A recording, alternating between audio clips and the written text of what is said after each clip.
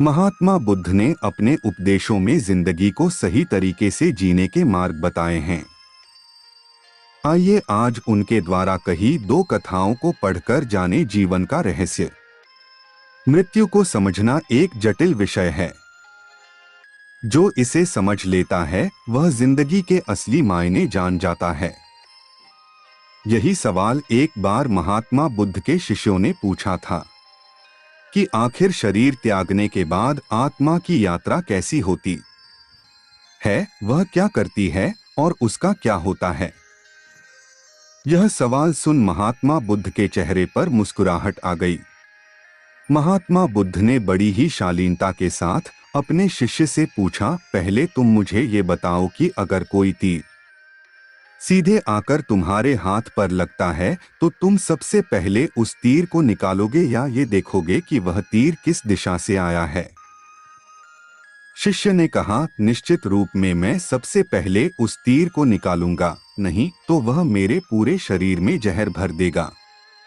इस जवाब को सुनते ही महात्मा बुद्ध ने कहा, बिल्कुल सही। मनुष्य को अपने मौजूदा जीवन की समस्याओं को सुलझाने में अपना समय और मेहनत झोंकनी चाहिए, ना कि ये सोचने में कि अगले जन्म में क्या होगा। महात्मा बुद्ध कभी भी पुनर्जन्म या आने वाले जन्म को लेकर चिंतित नहीं रहते थे।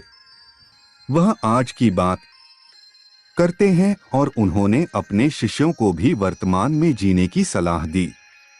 एक बार महात्मा बुद्ध वृक्ष के नीचे बैठे ध्यान कर रहे थे। इतने में ही कुछ बच्चे वहां खेलते खेलते पहुंच गए और जिस पेड़ के नीचे बुद्ध ध्यान में लीन थे उस पेड़ के ऊपर पत्थर बरसाने लगे ताकि आम वृक्ष से नीचे गिर जाएं। तभी एक पत्थर महात्मा बुद्ध के सिर पर लग गया और उनके सिर से खून निकलना शुरू हो गया। लेकिन इस घटना के बाद महात्मा बुद्ध की प्रतिक्रिया और भी ज्यादा हैरान कर देने वाली थी। महात्मा बुद्ध रो रहे थे। उन्होंने बच्चों के कहा, तुमने इस वृक्ष को पत्थर मारा, उसने तुम्हें फल दिया, लेकिन जब यह पत्थर मुझे लगा तो सिवाय डर और भय के मैं तुम्हें कुछ भी नहीं दे सका। बुद्ध की इस बात में काफी गहराई थी कि इंसान जब डर और भयभीत होता है तो वह किसी काम का नहीं रहता।